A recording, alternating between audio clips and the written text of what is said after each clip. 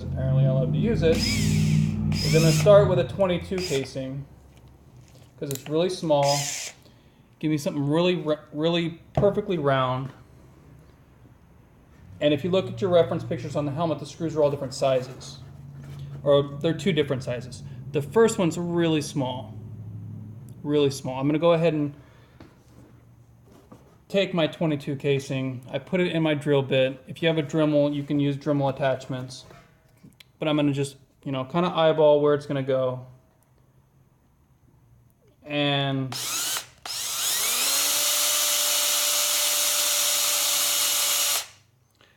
I'm going to make the little hole. You can see the hole there, but it's not a screw. All I'm going to do is score it with my razor. You want to make sure you have a good razor. You don't want to use a dull one because it's going to flex a little bit.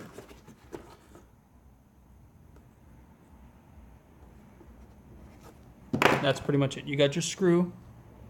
Looks like a screw. Heat it up.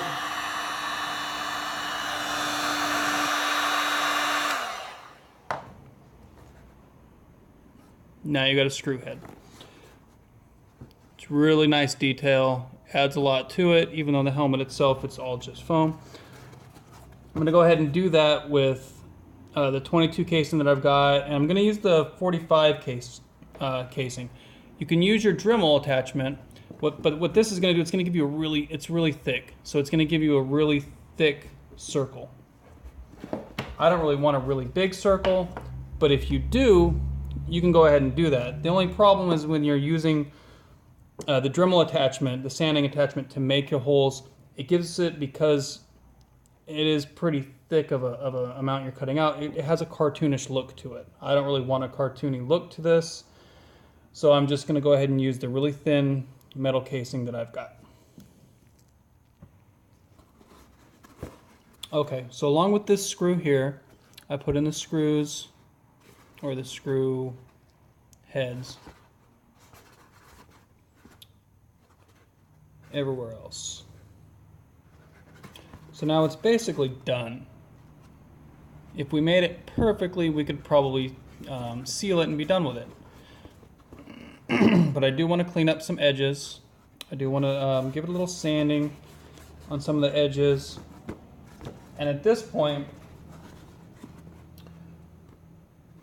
I need to figure out what I'm going to do to seal it. So you have options on how to seal foam. One of the benefits of foam is it's lightweight. You can pretty much take this thing and chuck it across the room. Nothing's going to happen to it. Which is an awesome idea.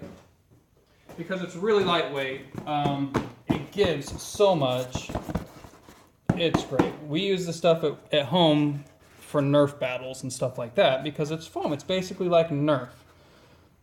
I like to keep it that way. One of the options you have to seal it, which what sealing it does is basically it closes up all the pores. Closes them up so that you can actually paint it, and it will absorb and hold the paint, and it'll give you a nice finished product. This is one of the helmets, the one I was working on. It's basically, it's flexible, exactly how, that's how I want it.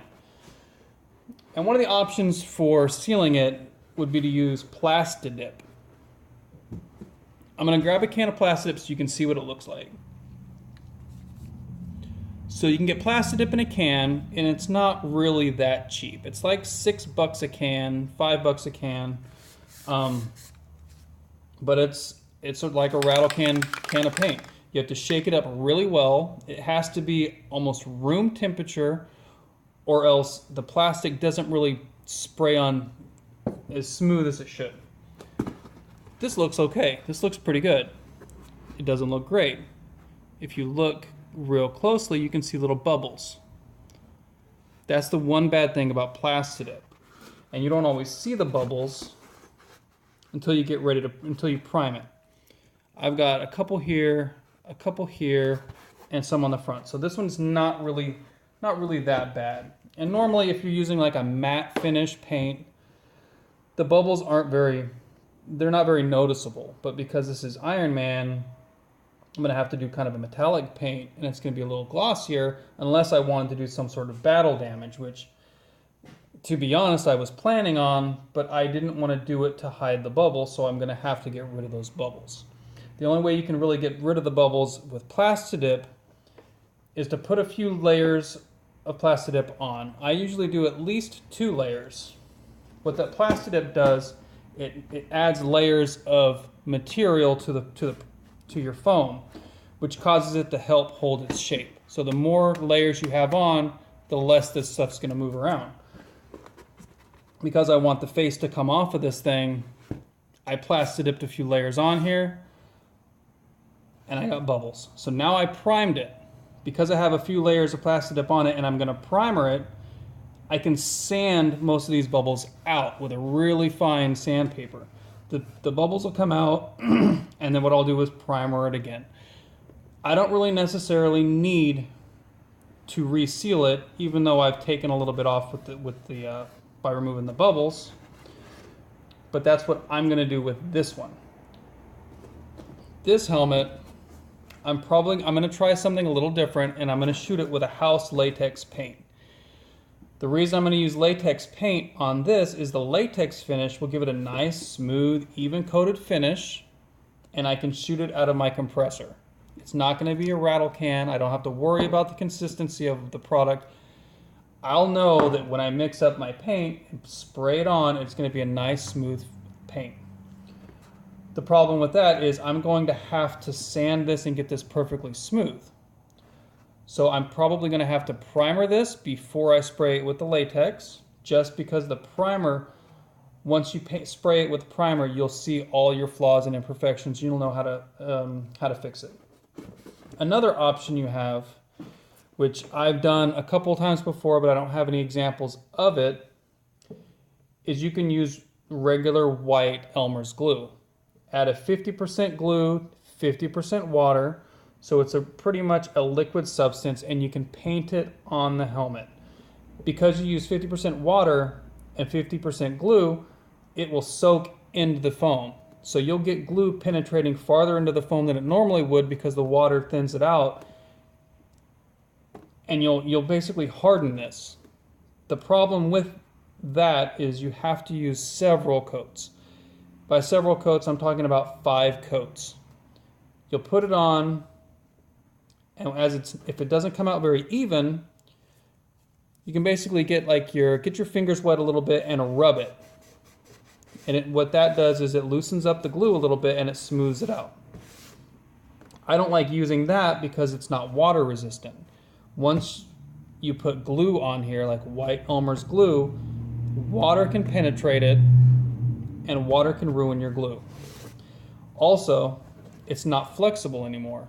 Wood will harden it, but if you have a little accident, you bump it a little bit, you can crack the glue.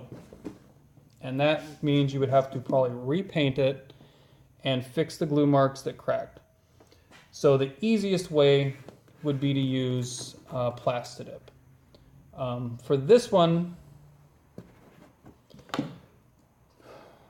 what I'm going to go ahead and do, I want to do latex. I'm not going to finish this at all. I'm going to run my heat gun over this. Running the heat gun over it will kind of close the pores of the foam enough to where it will accept the sealer. I'm going to go ahead and spray this, and then I'm going to primer it. So I'll heat this up, I'll shoot it with some primer, and we'll just kind of see how it goes. But at this point, this is done. You're done with the helmet. You can Plastidip it, and then you can primer it. So I had to go ahead and Plastidip this. There's a lot of little bumps and bridges that will hopefully smooth out as it dries, because Plastidip, it's great when it goes on smooth, but you never really know how it's going to come out as it dries. I had the same effect with this item. This is a shoulder pad for Kanan, for a friend of mine that I made. It came out really smooth. It came out really nice. A little bit of a impurity there that'll clean up when I paint it. So I'm really hoping this comes out really well. It's going to take at least, I put one coat on tonight. I'll put another coat on when I leave for work tomorrow morning, and then probably another one when I get home from work. I should be able to get at least 3 coats with one can. So the most expensive part so far with this entire build is the Plastidip, which is why I wanted to avoid using it, but I'm using it because that's the most normal way of sealing this. But when you seal it, it'll hold out moisture, it'll hold the paint on, it'll hold the shape a little bit better. But all in all, that's how it's looking.